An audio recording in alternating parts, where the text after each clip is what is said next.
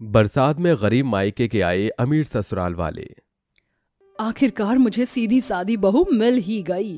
क्या बात है गायत्री, पहले तो तुम अपने बेटे राजवीर से बहुत नाराज थी कि वो एक गरीब लड़की से प्यार कर बैठा है और उससे शादी करेगा, फिर अचानक तुम इतनी खुश कैसे हो गई? अजीब वजह तो ये है कि जब उस लड़की के माँ बाप और उनसे मिली तो मुझे एहसास हुआ कि वो सब कितने भोले भाले हैं। अच्छा है मेरी बहू आएगी, उससे मैं नौकरानी का सारा काम करवाऊंगी और उसे अपने पंजों में दबा कर रखूंगी। पागल हो तुम, इतनी अमीर हो फिर भी नौकर के लिए पैसे बचा रही हो। कभी अपने बेटे की खुशी में भी खुश हो जाया करो। ओहो तुम चुप रहो, अब देखो मैं कैसे इसके गरीब मायके वालों को नचाती हूँ। तुम्हारा कुछ नहीं हो सकता, अपने बेटे की शादी पर भी ध्यान दे लो, कल शादी है। हाँ हाँ सब तैयारी है। पहले दिन गायत्री के बेटे राजवीर के हल्दी चढ़ती और वहीं दूसरी ओर गरीब परिवार में छोटे मोटे फंक्शन के साथ पाकी के माता पिता नीतू और मनीष उसकी हल्दी की रस्म करते हैं। फिर मेहंदी की रस्म होती है। अगले दिन राजवीर और पाकी की धूमधाम से शादी हो जाती है। गृह प्रवेश के बाद ही गायत्री कहती है, देखो बहू, गृह प्रवेश हो गया है, शादी के इतने काम थे कि मैंने नौकरों को छुट्टी दे दी है, वो भी बहुत थक गए होंगे। अब ये जो गृह प्रवेश के चावल वगैरह है ना, इसे तुम समेट लो और अब से घर की सारी जिम्मेदारी तुम्हारी है, समझी? अगर एक भी काम बिखरा तो गायत्री से बुरा कोई नहीं होगा। जी माँ जी, पर गायत्री कौन है? राजवीर, आपकी कोई बहन वगैरह या दादी सास? अब्बा वो ओहो, लगता है गरीबी के साथ इसमें अक्ल भी कम है। गायत्री मैं हूँ तेरी सास, समझी? तो सारा काम अच्छे से हो जाना चाहिए। जी जी जी जी माँ जी। खड़ा क्या है, तू जाकर कपड़े बदल ले, आराम कर, आ जाएगी ये तेरे कमरे में। ठीक है माँ, बाकी इन सीढ़ियों से ऊपर जाकर पहला कमरा ही मेरा है, आ जाना। ओए पुत्र, फिक्र मत कर, हम हैं। बहू, कुछ भी बात हो तो अपने बाबूजी से कह देना। जी बाबूजी। तभी सब अपने अपने कमरे में चले जाते हैं और नई बहू गृह प्रवेश के चावल समेटकर रसोई में रख देती है। फिर कमरे में जाती है तो गायत्री बुलाती है, बहू जरा इधर आओ। ऊपर कहाँ चल दी? मेरे पाँव बहुत दर्द हो रहे हैं, जरा आकर दबा दे, फिर सो जाना। जी माँ जी। ये कहते ही पाकी गायत्री के पैर दबाती है। रात के 1 बज जाते हैं, वो सो जाती है। तभी पानी पीने के लिए कमलेश उठता है तो देखता है कि बहू अभी भी पैर दबा रही है। अरे बहू, ये क्या, तुम अभी भी पैर दबा रही हो? राजवीर तुम्हारा कमरे में इंतजार कर रहा होगा, देखना कितना समय हो गया। जाओ अपने कमरे में आराम करो, तुम भी तो थक गई हो। जी बाबूजी, कोई बात नहीं, माँ जी भी थक गई थी शादी की थकावट में। हाँ पर कोई बात नहीं। फिर पाकी अपने कमरे में जाकर सो जाती है, जहाँ राजवीर भी उसका इंतजार करता हुआ कब का सो गया था। अगली सुबह जल्दी उठकर इतने बड़े घर को धीरे धीरे पाकी खुद साफ करती है और नहा धोकर कान्हा जी की पूजा करती है। ओ कान्हा, अब तो मुरली की मधुर सुना दो तान, मैं हूँ तेरी प्रेम दीवानी, मुझको तू पहचान, ओहो मधुर सुना दो तान। पाकी की सुरीली आवाज सुनकर सभी अपने कमरे से बाहर आ जाते हैं। अरे वाह पाकी, तुम तो बहुत अच्छी आरती करती हो। तुम्हारी मीठी आवाज सुनकर तो मैं नींद से जाग उठा। काहे की मीठी नींद? अरे पता है घर में इतनी शादी की भाग दौड़ हुई, या कम से कम इंसान अगले दिन लेट तो उठेगा और इसने जगा डाला। कोई बात नहीं, अब तुम अपनी बहू की पहली रसोई में मदद तो करो, उसे कुछ बताओ। मैं क्या बताऊं, अपनी मर्जी से सब कुछ तो कर लिया इसने और बाकी का भी कर लेगी। माँ जी, मुझसे कोई भूल चूक हुई है क्या? बेटा, तुमसे कोई भूल चूक नहीं हुई है। जो तुम्हें अच्छा सा खाना बनाना आता है वो बना दो, और हाँ, मूंग की दाल का हलवा जरूर बनाना, मीठे में सबको यही पसंद है। जी पापा जी। फिर पाकी बहू स्वादिष्ट खाना बनाकर सबको खिलाती है, जिसे खाकर सब खुश हो जाते हैं, मगर गायत्री कहती है, आय हाय, इतना मीठा मूंग का हलवा क्यों बनाया है? डायबिटीज करवाने का इरादा है क्या तेरा? आते ही और फिर इस पूरी प्रॉपर्टी पर हक जमा लेगी। मारना चाहती है ना मुझे? नहीं नहीं माँ जी, ऐसा कुछ भी नहीं है, मैंने स्वाद अनुसार ही चीनी डाली है। मुझे तो ये भी नहीं पता कि प्रॉपर्टी किसके नाम है। ज्यादा भोली भाली बनने की कोशिश मत करना, जानती हूँ तुम जैसे गरीब लोगों को। अमीर घरों में शादी करने का एक ही मतलब होता है, उनके पैसे हथियाना। तभी प्यार के नाम पर तूने मेरे बेटे को फंसा लिया। नहीं नहीं माँ जी, ऐसी कोई बात नहीं है, मैंने पैसों के खातिर राजवीर से शादी नहीं की। मैंने तो उन्हें समझाया भी था पर वो नहीं माने। हाँ माँ, आप इस तरह से पाकी को कुछ भी मत बोलिए, वो तो मुझे शादी के लिए मना कर रही थी पर मैं ही नहीं माना। इस गरीब पाकी ने तेरे पर क्या जादू किया है? अरे देखा था अपने सास ससुर को, इतने गरीब हैं कि शादी भी टुच्ची सी जगह पर करनी पड़ी। 5 स्टार होटल में होती हैं शादियां। अरे गायत्री, जाने दो ना, बच्चों की खुशी में खुश रहा करो। आ जाओ बहू, ये लो तुम्हारा शगुन, तुमने बहुत अच्छा खाना बनाया है। कमलेश की बात सुन उससे शगुन लेकर पाखी दूसरे कामों में लग जाती है। वक्त गुजरता है। इस तरह गायत्री कभी भी पाखी को उसकी गरीबी के कारण उसे सुना दिया करती थी तो कभी उसके माता पिता की बेइज्जती करती थी।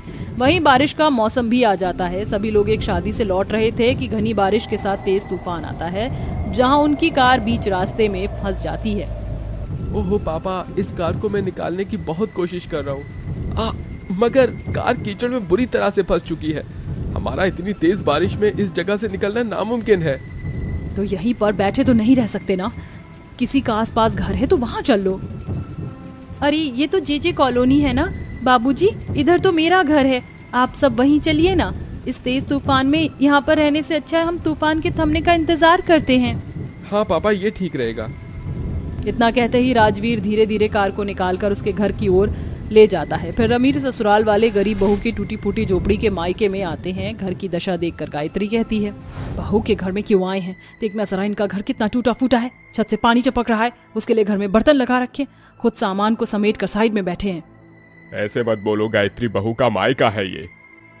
अरे समधन जी, आप इतनी बरसात में? नमस्ते नमस्ते, आइए आइए। अरे कुर्सी तो है नहीं हमारे यहाँ, हम तो जमीन पर बैठते हैं, आप इस कनस्तर के डिब्बे पर बैठ जाइए। ओहो, कहाँ फंस गई मैं। माँ पिताजी कैसे हैं आप? हम तो ठीक हैं। हमारी बच्ची पर तू कैसी है? सब कुशल मंगल है ना ससुराल में? हाँ हाँ ससुर जी, सब अच्छा है। नमस्ते आप दोनों को। माफ करना समधी जी, ऐसी स्थिति में आपको इस तरह बिठाना पड़ रहा है। कुछ खाने का इंतजाम करती हूँ। ओफो, क्या गरीब खाने में ले आया राज बेटा तू। भीग गई मैं। माँ तिरपाल बिछा देते हैं, जमीन पर भी पानी जमा हो रहा है, मैं कुछ करती हूँ। ये बोलकर पाखी अपने पिता के साथ अपने घर के ऊपर तिरपाल लगवा देती है, जिससे छत का पानी टपकना बंद हो जाता है और खाली बर्तन को उल्टा करके उन्हें बिठा देती है। और टेबल के लिए वह एक लकड़ी को रख देते हैं जिस पर नीतू और पाखी चाय समोसे लाकर रखते हैं। अरे वाह, आज चाय समोसे खाकर मजा आ गया। हाँ बहू, राजवीर बिल्कुल ठीक कहता है। अरे ऐसे तो मैं रहता था, मैं भी शुरू से गरीब था। मुझे तो अपने दिनों की याद आ गई। तो बाद में काम करके मैंने पैसा कमाया। घर की परिस्थिति कैसी भी हो, लेकिन अगर दिल के अच्छे लोग साथ हो, प्यार हो, तो हर चीज अच्छी लगती है। और समधन जी, इतनी खराब परिस्थिति में भी आपने हमारी बहुत अच्छे से खातिरदारी की है।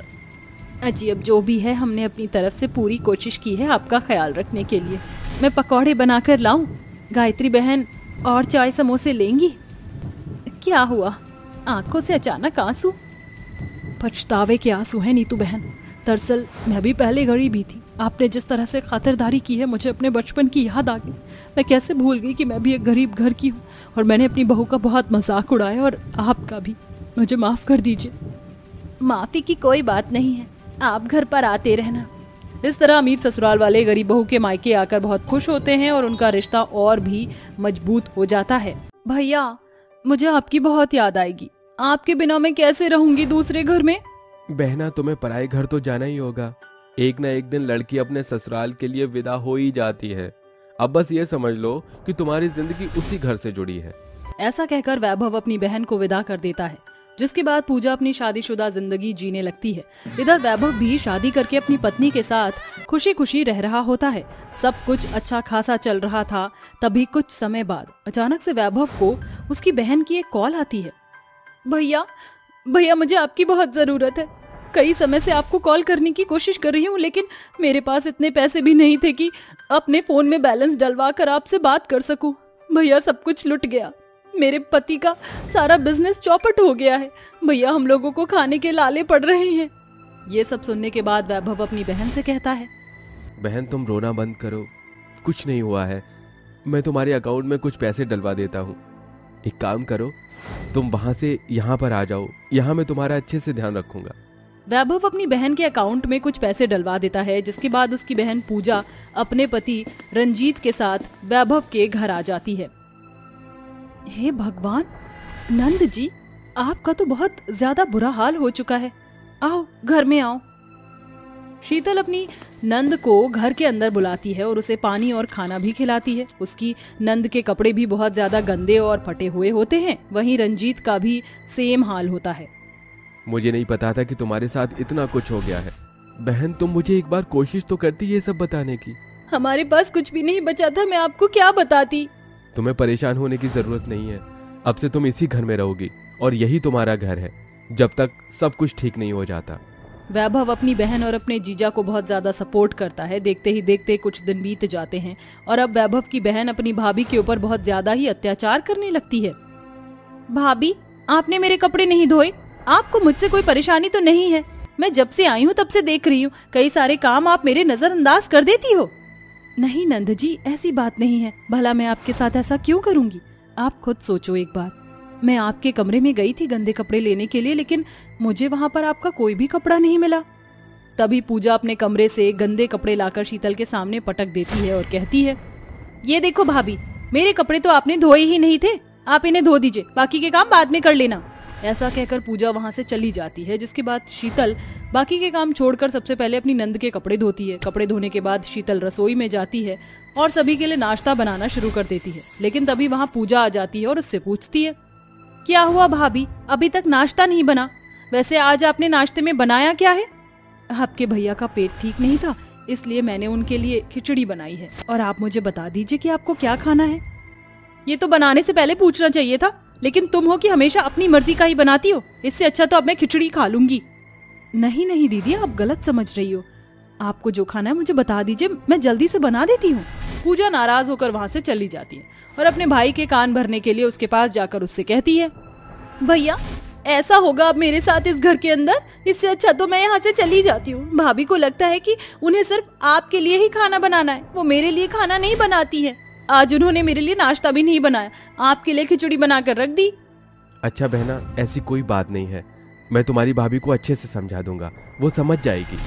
ऐसा कहकर वो वहाँ से निकलता है और रसोई में जाकर अपनी पत्नी शीतल को डांटने लगता है। देखो, तुमसे ज्यादा हक इस घर पर मेरी बहन का है, इस बात को हमेशा याद रखना। मैं उसके खिलाफ एक शब्द भी नहीं सुनना चाहता और ना तुम्हारी सफाई सुनना चाहता हूँ। इसलिए जल्दी से उसकी पसंद का कुछ भी बनाओ और उसे दे दो। आज के बाद ऐसा कभी नहीं होना चाहिए। वैभव की बातें सुनकर शीतल को बहुत बुरा लगता है, लेकिन वह वैभव से कुछ नहीं कहती और अपने मन ही मन सोचती है, लगता है मेरी ननद को मुझसे कोई गलतफहमी हो गई है, मुझे उनकी ये गलतफहमी ठीक करनी होगी। शीतल ऐसा सोचकर सबसे पहले अपनी ननद के लिए कुछ अच्छा बनाती है और उसे खिला देती है, जिसके बाद वह जो अपने लिए ऑर्डर करती है वही अपनी नंद के लिए भी ऑर्डर कर देती है। अरे दीदी देखो, मैंने आपके लिए साड़ी मंगवाई थी, जरा देखो तो सही, आपको अच्छी लगी? अरे वाह, साड़ी तो अच्छी है। पूजा ऐसा कहकर साड़ी को अपने कमरे में ले जाती है और शीतल से कुछ भी नहीं कहती, ना उसे शुक्रिया अदा करती है। लेकिन फिर भी शीतल को कोई फर्क नहीं पड़ता और वो चुपचाप अपने घर के काम करने में लग जाती है। ऐसे ही हर एक चीज में वो पूजा को पूछती है, लेकिन पूजा अपनी भाभी को कुछ नहीं समझती। इसी दौरान पूजा गर्भवती भी हो जाती है। ये लो नंद जी, मिठाई खाओ, इतनी अच्छी खुशखबरी आई है इस घर के अंदर। मैं तो अभी से बच्चों के लिए प्लानिंग करना शुरू कर दूंगी। बस बस, ज्यादा दिखावा करने की ना जरूरत नहीं है, मैं सब समझती हूँ। ऐसा कहकर वो अपने कमरे में चली जाती है। शीतल जी, आप परेशान मत हो। आजकल पूजा थोड़ी परेशान रहती है और जब से वो गर्भवती हुई है तब से उसका मूड भी ठीक नहीं रहता। कोई बात नहीं नंदोई जी, मुझे इन बातों का बुरा नहीं लगता। चलिए मैं सबके लिए कुछ खाने के लिए बना देती हूँ। शीतल हमेशा अपना बर्ताव बहुत अच्छे से रखती है और इस दौरान वह पूजा की बहुत अच्छे से देख रेख करती है और उसका अच्छे से ख्याल भी रखती है। एक दिन शीतल जमीन पर अच्छे से पोछा लगाकर वहाँ से चली जाती है। फर्श थोड़ा गीला होता है और उसी दौरान वहाँ से पूजा गुजर रही होती है, जिसके चलते उसका पैर फिसलने वाला होता है, लेकिन वह अपने आप को गिरने से बचा लेती है। लेकिन वह गुस्से से शीतल के पास जाती है और उससे कहती है, सब जानती हूँ तुम्हारी चाल, कि तुम ये चाहती हो ना कि मेरा ये बच्चा इस दुनिया में नहीं आए, इसलिए तुमने फर्श को इतना गीला कर दिया था ताकि मैं फिसल कर गिर जाऊं और मेरा बच्चा मिसकैरेज हो जाए। शीतल रोने लगती है और रोते हुए कहती है, ये आप कैसी बातें कर रही हो? भला मैं आपके बारे में ऐसा कैसे सोच सकती हूँ? मुझे इस बच्चे के आने की बहुत खुशी है, मेरे ऊपर गलत इल्जाम मत लगाइए। पूजा अपनी भाभी को जली कटी बातें सुनाकर वहां से चली जाती है, लेकिन फिर भी शीतल उसकी बातों को नजरअंदाज कर देती है और उसकी अच्छे से सेवा करती है। देखते ही देखते 9 महीने इस तरह बीत जाते हैं और वो दिन भी आ जाता है जिस दिन पूजा एक बहुत प्यारे से बेटे को जन्म देती है। उसके बेटे को देखने उसका भाई और रंजीत उसके पास आते हैं, लेकिन उसकी भाभी नहीं आती। लाओ पूजा, मुझे मेरा बेटा देखने दो।